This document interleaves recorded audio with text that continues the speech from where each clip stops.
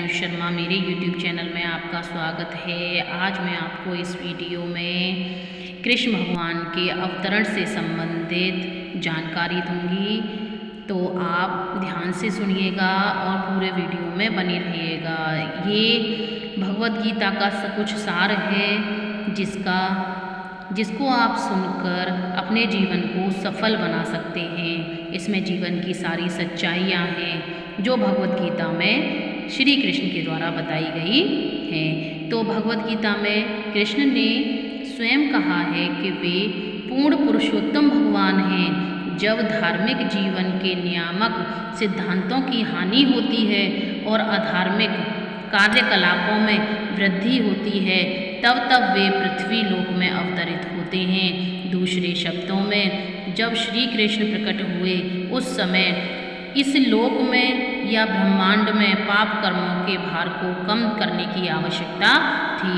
भौतिक सृजन का सारा कार्यभार कृष्ण के पूर्णांश भगवान हरि विष्णु पर है। अतः जब भगवान अवतरित होते हैं तो यह अवतार विष्णु से उद्भूत होता है। महाविष्णु भौतिक सृष्टि के आदि कारण हैं।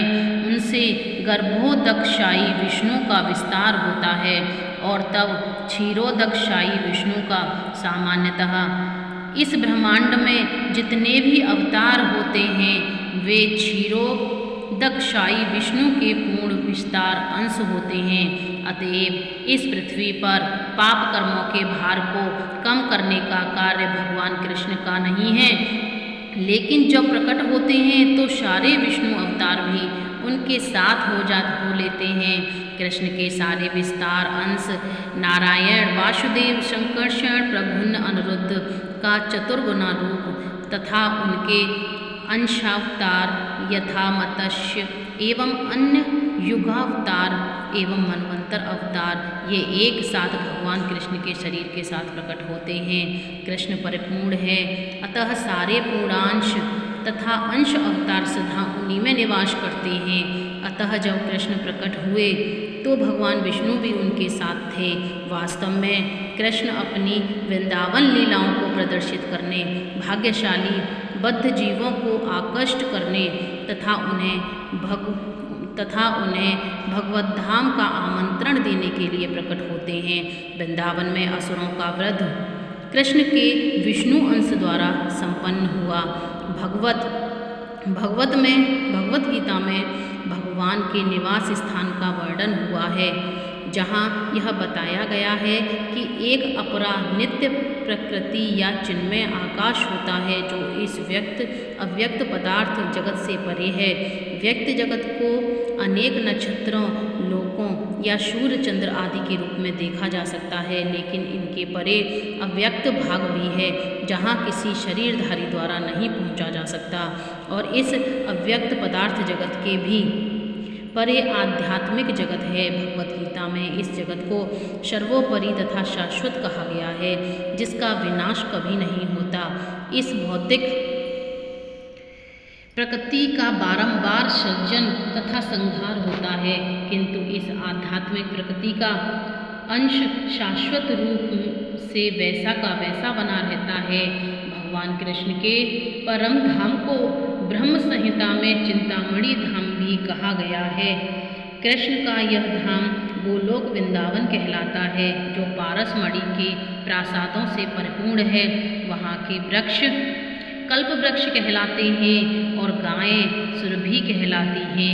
वहाँ भगवान की सेवा में हजारों लक्ष्मियाँ लगी रहती हैं। उनका नाम आदि भगवान गोविंद है और वे समस्त कारणों के कारण हैं। वहाँ भगवान अपनी वंशी बजाते हैं।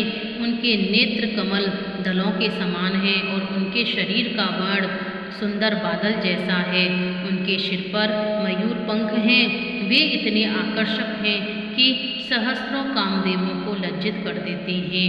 गीता में भगवान कृष्ण अपने धाम का संकेत मात्र करते हैं, जो आध्यात्मिक जगत में सर्वोच्च लोक है, लेकिन श्रीमद् भागवत में कृष्ण अपने साथ समान के साथ वास्तव में प्रकट होते हैं और अपने कार्यकलापों को सर्वप्रथम वृंदावन में, फिर मथुरा में और तब द्वारका में प्रदर्शित करते हैं।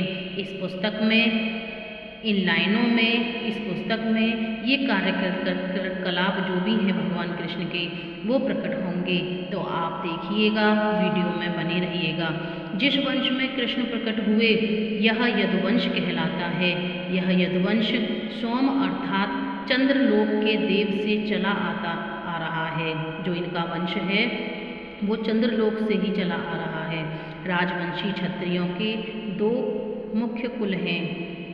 एक चंद्रलोक के राजा से अवतरित है चंद्रवंशी, दूसरा सूर्य के राजा से अवतरित है वंश वो सूर्यवंशी। जो चंद्रलोक के राजा से अवतरित हुआ है वंश उसे चंद्रवंशी बोला जाता है, और सूर्य के राजा से अवतरित जो हुआ है उसे सूर्यवंशी बोला जाता है।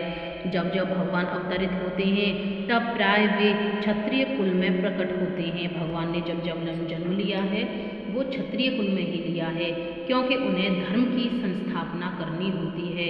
वैदिक प्रणाली के अनुसार क्षत्रिय कुल मानव जाति का रक्षक होता है, क्योंकि जो क्षत्रिय होते हैं वो मानव जाति के रक्षक होते हैं। आपने वर्ण पढ़े होंगे। जब भगवान भी रामचंद्र के रूप में अवतरित हुए तो वे सूर्यवंश में प्रकट हुए, जो रघुवंश के नाम से विख्यात है।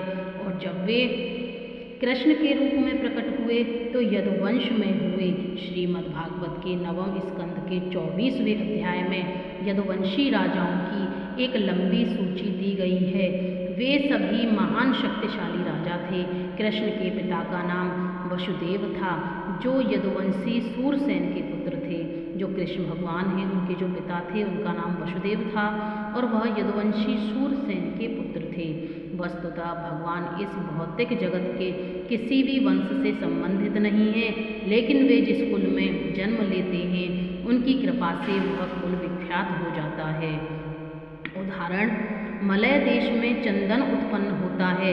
चंदन में मलय से भिन्न अनेक गुण होते हैं, लेकिन चूंकि देववश यह मुख्य रूप से मलय देश में उत्पन्न होता है, इसीलिए यह मलय चंदन कहलाता है। इसी प्रकार भगवान श्री कृष्ण सबों के हैं, लेकिन जिस प्रकार सूर्य पूर्व से उदय होता है, अन्य दिशाएं भी हैं जिनसे वह उदय हो सकता है, उसी प्रकार भगवान भी अपनी रुचि से किसी विशेष कुल में प्रकट होते हैं और वह कुल विख्यात हो जाता है। जैसा कि ऊपर वर्णन किया गया है, जब प्रकट होते हैं तो उनके सारे पूर्ण अंश भी उनके साथ साथ प्रकट होते हैं। कृष्ण बलराम बलदेव के साथ प्रकट हुए, जो उनके बड़े भाई के रूप में जाने जाते हैं। बलराम चक्रव्यूह के मूल संकर्षण हैं। वे कृष्ण के पूर्ण अंशावतार भी हैं। इस पुस्तक में यह बताने का प्रयास किया जाएगा कि किस प्रकार कृष्ण यदुकुल में उत्पन्न हुए, किस प्रकार उन्होंने अपने दिव्य गुणों का प्रदर्शन किया। इसका विशद वर्णन श्रीमद् भागवत में विशेषतः 10वें स्कंद में मिलता है। अतः इस पुस्तक का आधार श्रीमद् भागवत का 10वां स्कंद ही है। इस तरह से आप अच्छी तरह से इसे सुनिए, और आपको मेरा वीडियो अच्छा लगे तो लाइक शेयर सब्सक्राइब जरूर करें। आगे की कथा आपको हमारे नेक्स्ट वीडियो में मिलेगी। राधे राधे।